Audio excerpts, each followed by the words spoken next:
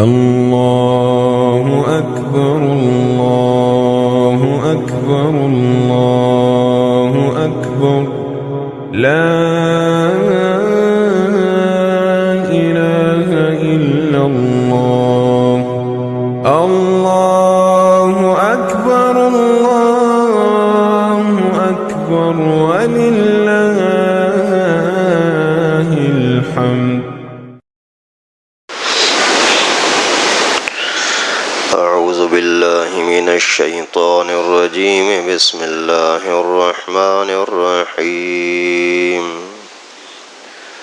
أفرأيت الذي تولى وأعطى قليلا وأكدى أعنده علم الغيب فهو يرى أم لم ينبأ بما في صحف موسى وإبراهيم الذي وفى ألا تزر وازرة وزر أخرى وأن ليس للإنسان إلا ما سعى وأن سعيه سوف يرى ثم يجزاه الجزاء الأوفى وَأَنَّ إِلَىٰ رَبِّكَ الْمُنْتَهَىٰ.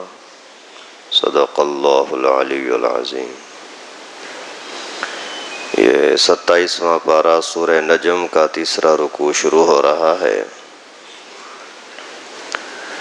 گزشتہ آیات مبارکہ میں اللہ تبارک و تعالی نے جنتی اور جہنمی لوگوں کا تذکرہ فرمایا تھا کہ جو لوگ دنیا کے پیچھے لگے ہوئے ہیں اور اللہ کے دین سے منہ پھیرنے والے ہیں ان کو اپنے کیے کی سزا ضرور ملے گی. پھر اللہ تبارک و تعالیٰ نے ہدایت والوں کا اور نیک لوگوں کا تذکرہ فرمایا کہ ان کو اللہ تعالیٰ بہت ہی اچھائی والا بدلہ عطا کریں گے. جو کبیرہ گناہوں سے بے حیائی کے کاموں سے بچتے ہیں تو ان کو اللہ تعالیٰ اتنا کچھ عطا کریں گے کہ وہ خود خوش ہو جائیں گے. اللہ تعالیٰ ہمیں بھی ان میں داخل فرمائے. آمین. یہاں سے آگے پھر اللہ تبارک و تعالیٰ نے لوگوں کے کچھ خراب عادتوں کا تذکرہ فرمایا اور تاریخ پر نظر ڈالنے کے لیے کچھ انبیاء کرام کا ذکر فرمایا. تو اللہ تعالیٰ فرماتے ہیں افرأیت الذی تولی واعطی قلیلا واکدی، کہ آپ نے دیکھا ہے ایسے شخص کو جو دین سے چہرہ پھیر لیتا ہے اور تھوڑا بہت دیا اور پھر وہ بہت زیادہ سخت نکل پڑتا ہے. عنده علم الغیب فهو یری، کیا اس کے پاس غیب کا کوئی علم ہے جس کے ذریعے سے وہ دیکھ رہا ہے. ام لم ينبأ بما فی صحف موسیٰ، کیا اس کو وہ خبر نہیں دی گئی جو موسیٰ علیہ السلام کے صحیفوں میں ہے. وَإِبْرَاهِيمَ الَّذِي وَفَّى، یا اس ابراہیم علیہ السلام کے صحیفوں میں ہے جس نے بات کو پورا کیا تھا، جو باتیں کیں وہ پوری کر کے دکھائیں. اور وہ ان صحیفوں کے اندر یہ بات تھی کہ اللہ تزر وازرۃ وزر اخری، کوئی ایک بھی دوسرے کا بوجھ اٹھانے والا نہیں ہے. وَلَيْسَ لِلْإِنسَانِ إِلَّا مَا سَعَى، اور یہ بات ہے اس میں کہ انسان کے لیے اس کے سوا اور کچھ نہیں سوائے اس کے جو اس نے خود کمایا کیا. ابھی یہاں اللہ تعالیٰ نے بغیر نام لیے اس بات کو سمجھایا کہ کچھ لوگ ایسے بھی ہیں جو اللہ سے، اللہ کے دین سے، اللہ کے رسول سے چہرہ پھیر لیتے ہیں، منہ موڑ لیتے ہیں، اور اگر کوئی موقع مناسبت ہوئی تو کچھ دے بھی دیتے ہیں، لیکن پھر اسی کی ناشکری کے اندر آ کر کے پھر اس کو بدلہ لینے کی کوشش کرتے ہیں یا بہت ہی سخت نکلتے ہیں.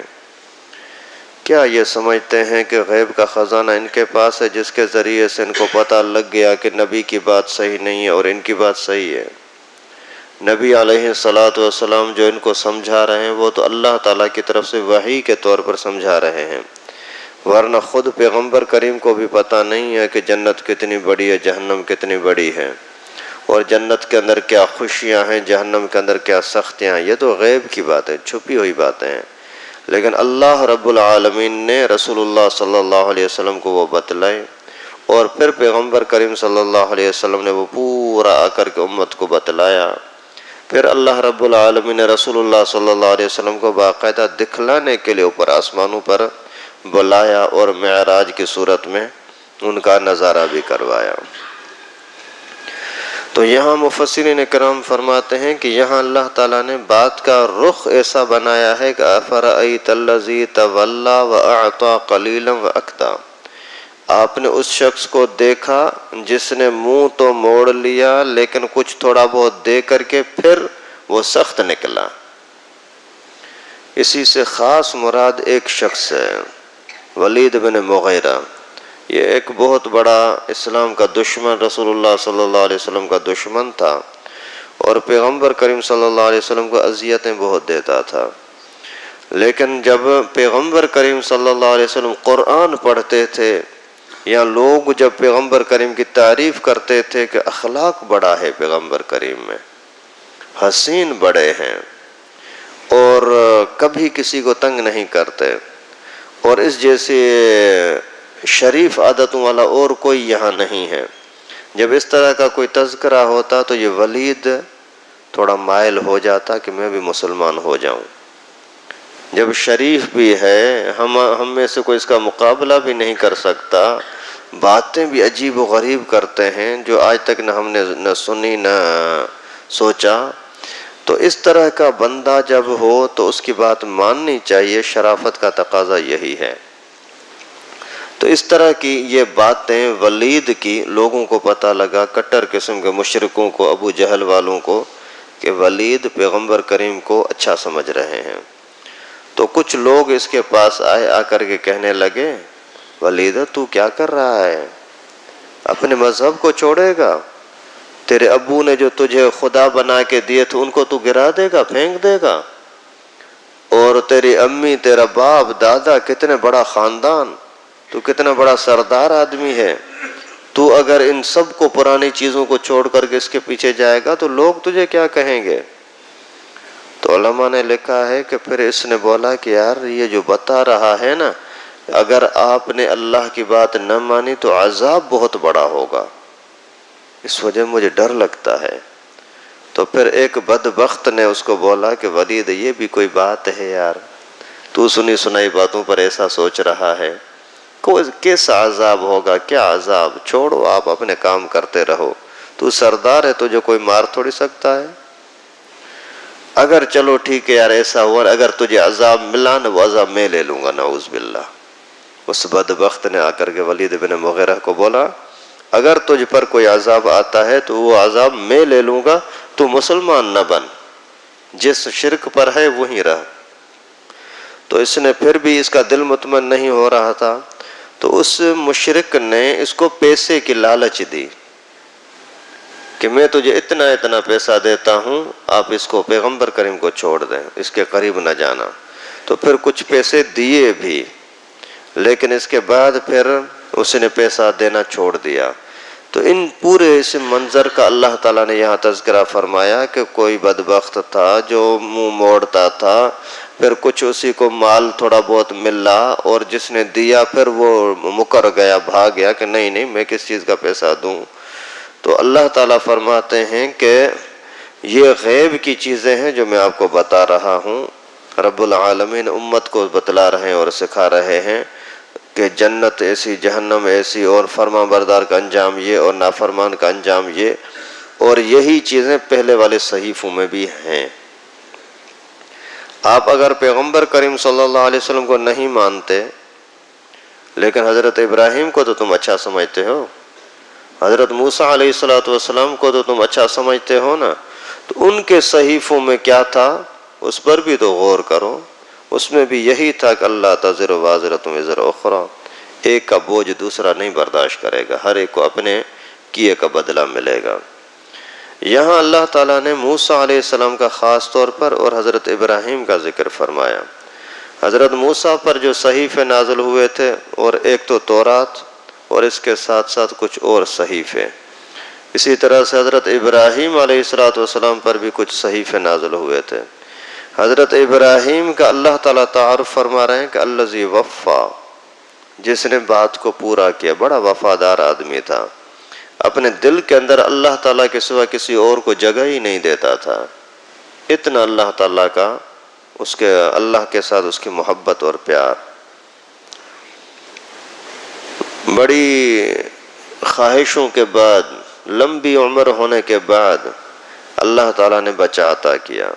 اللہ تعالیٰ نے فرمایا اسی کو جاؤ، جا کر کے جنگل میں بیابان میں چھوڑ کے آ۔ جی بسم اللہ، یہ نہیں بولا کہ اللہ بچہ ہے ابھی فی الحال رہنے دو پھر دیکھیں گے بڑا ہو جائے، نہیں، وفاداری کی۔ اللہ تعالیٰ نے فرمایا کہ اس کو ذبح کرنا ہے، جی بسم اللہ، ذبح کرنے کے لیے تیار ہو گیا۔ بیوی کو بھی وہاں جنگل کے اندر چھوڑ دے، جی بسم اللہ، وہاں چھوڑ دیا۔ اسی طریقے سے پھر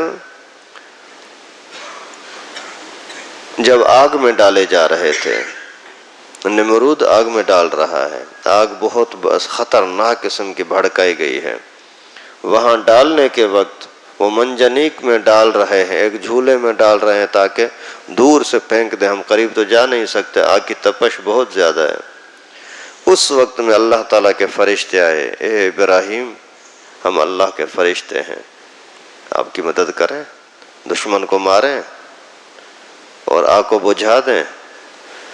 تو پوچھتے ہیں کہ آپ کو اللہ رب العالمین نے بھیجا ہے کہ آپ اپنی مرضی سے کہہ رہے ہو؟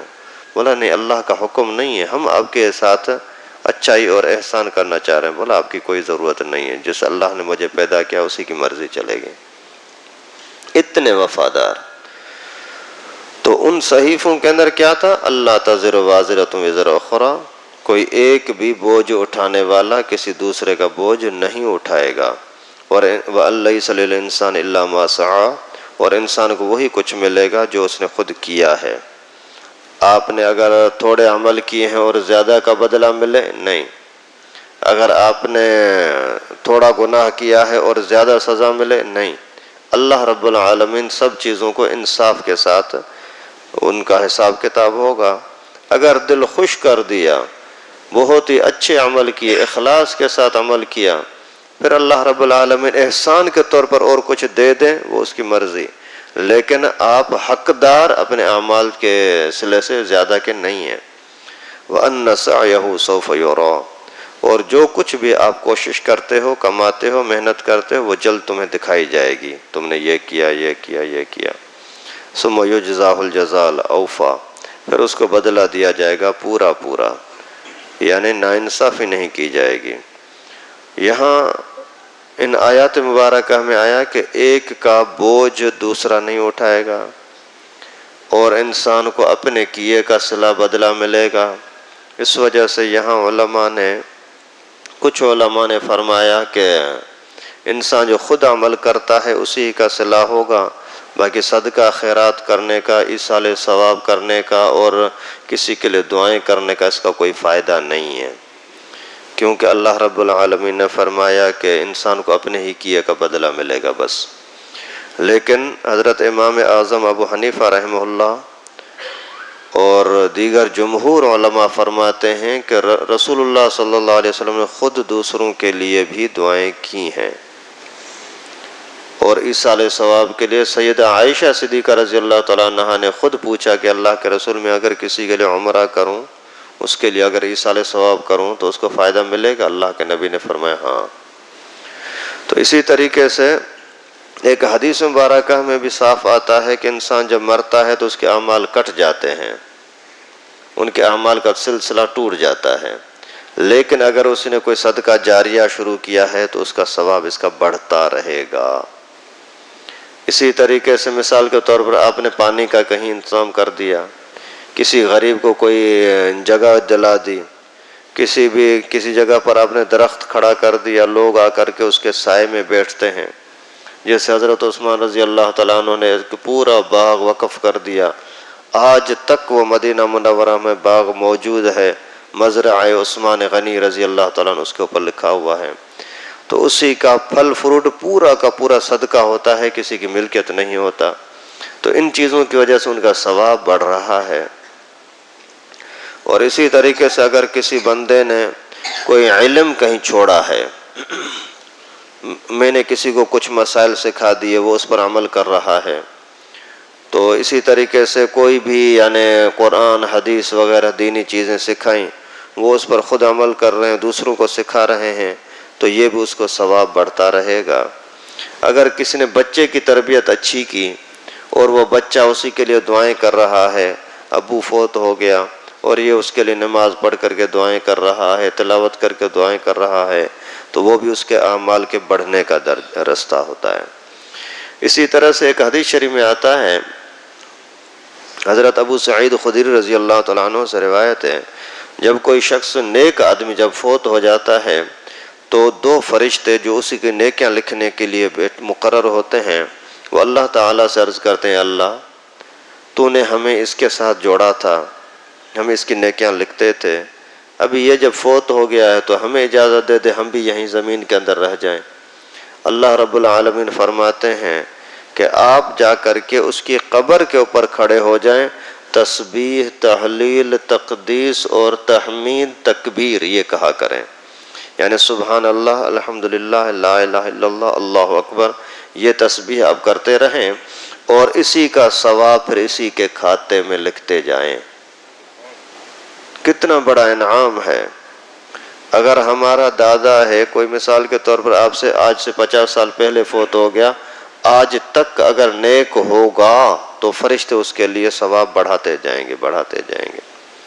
اس وجہ سے نیکی کی زندگی گزاریں، مرنے کے بعد بھی بڑا فائدہ ہوگا۔ تو اللہ تعالیٰ فرماتے ہیں ثم یجزاہ الجزاء الاوفیٰ، پورا بدلہ تمہیں ملے گا، وَأَنَّ إِلَىٰ رَبِّكَ الْمُنْتَهَىٰ، یقیناً اللہ ہی کے پاس ہے سب کو جانا پہنچنا، آخری انجام اللہ ہی کے پاس ہے۔ اللہ رب العالمین سے دعا ہے کہ ہم سب کو نیکی کی زندگی نصیب فرمائے، ہر طرح کی نافرمانی سے پناہ نصیب فرمائے۔ وآخر دعوانا الحمدللہ رب العالمین۔ اللہم انک عفو کریم تحب العفو فاعف عنا۔ اللہم انا نسألک علما نافعا ورزقا واسعا وشفاء من کل داء۔ اللہم صل وسلم علی سید الانبیاء والمرسلین وعلی آلہ وصحبہ اجمعین برحمتک یا ارحم الراحمین۔ لائک کریں ہماری ویڈیو کو، سبسکرائب کریں اور ساتھ میں بیل آئیکن کو دبانا نہ بھولیں۔